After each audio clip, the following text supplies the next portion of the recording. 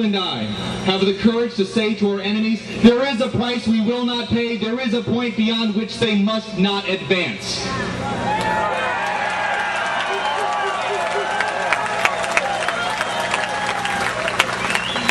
And so let us make a vow to our dead, that we understand what they died for.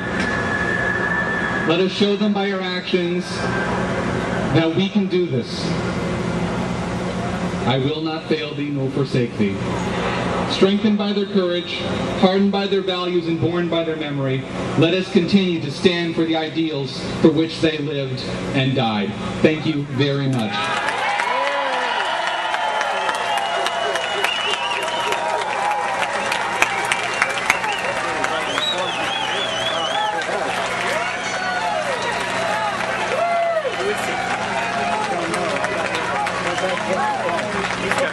He's got a future there. He's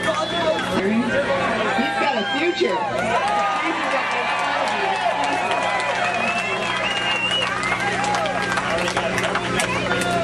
That was fabulous. I'm sorry about the generator going out. So I know that those of you in the back didn't hear a lot of what he said, but it was fabulous. His name, Aaron Neighbor. And he is a student at San Jose State University. I'm going to try to get him and maybe a couple of his compatriots on my show. So you'll hear him again, and he can repeat some of the things that he just told you. You know, I got to tell you, Ronnie Reagan used to be a Democrat. My parents were Democrats, FDR loyalists, you know, Depression kids and all that. I was a Democrat because until I got a little older and I started thinking and I realized, you know what, I don't believe anything they stand for. And I changed. So you can change because you grow up and you start thinking, and that's what all of you are doing.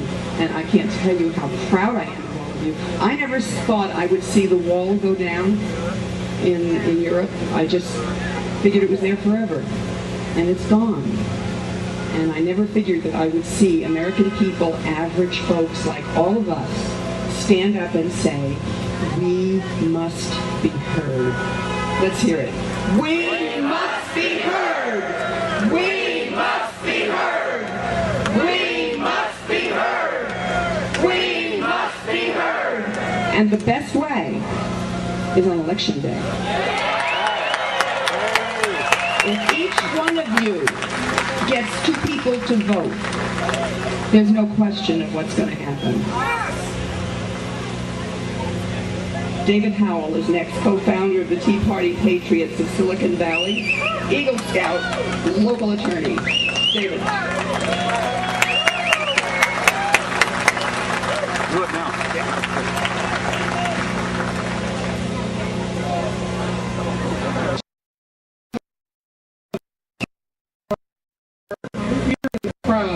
I'd like to have you all come up to the stage.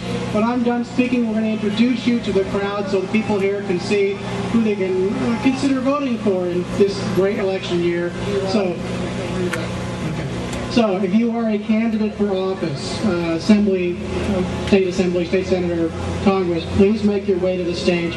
Just kind of hang out behind me and we'll get introductions for you after I'm done.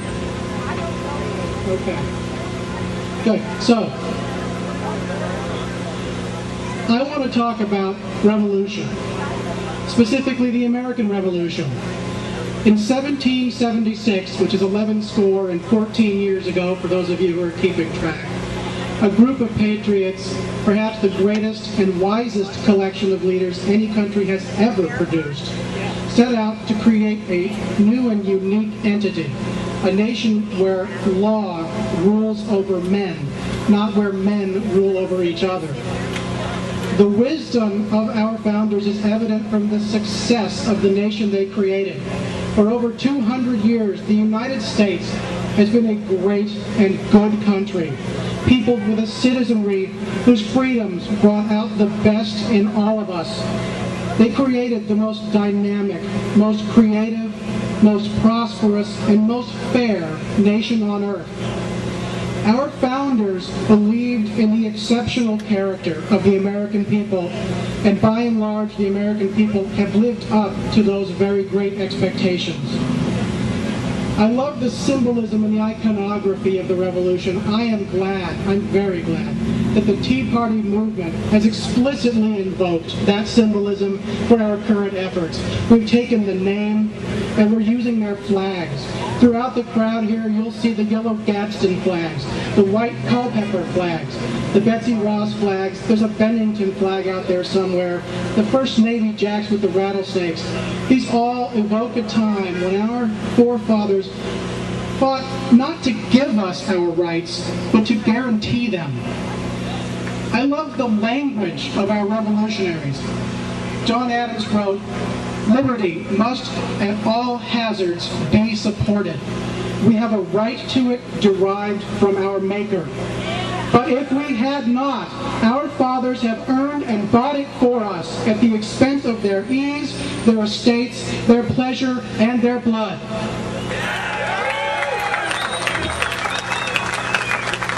George Washington said, this is a good one, "Government is not reason, it is not eloquence, it is force. And force, like fire, is a dangerous servant and a fearful master." John Dickinson, one of the signers of the Declaration, said, "We are reduced to the alternative of choosing an unconditional submission to the tyranny of irritated ministers or resistance by force. Honor, justice, and humanity forbid us tamely to surrender that freedom which we received from our gallant ancestors and which our innocent posterity have a right to receive from us." This is great language, and I'm so glad we're using it again. But of all these, I love the language most of Thomas Jefferson. Reduced to a simple document, the Declaration of Independence distills the very essence of the American idea, starting with what may be the most famous sentence in the English language. "We hold these truths to be self-evident, that men are created equal, that they are endowed by their Creator with certain unalienable rights, but among these are life, liberty, and the pursuit of happiness."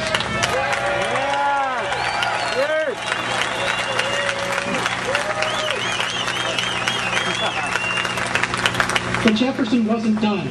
The rest of this bears repeating, that to secure these rights, governments are instituted among men, deriving their just powers from the consent of the governed. That's us. That whenever any form of government becomes destructive of these ends, it is the right of the people to alter or to abolish it and to institute a new government, laying its foundation on such principles and organizing its powers in such form as to them shall seem most likely to affect their safety and happiness. And Jefferson continued just a bit more. "Prudence, indeed, will dictate that governments long established should not be changed for light and transient causes, and accordingly all experience has shown that mankind are more disposed to suffer, while evils are sufferable, than to right themselves by abolishing the forms to which they are accustomed. But when a long train of abuses and usurpations, pursuing invariably the same object, evinces a design to reduce them under absolute despotism, it is their right, it is their duty to throw off such government and to provide new guards for their future security."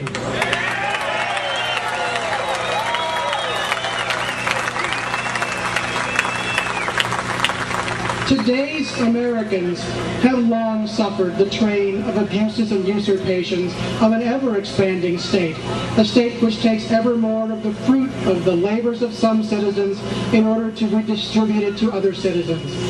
It is a state which wants very much to regulate every minute detail of your lives, ostensibly in exchange for greater security against the vicissitudes of life. Give us your money, surrender your freedom, and we will make sure no harm befalls you. This is the message of the current government, run by people like Barack Obama, Nancy Pelosi,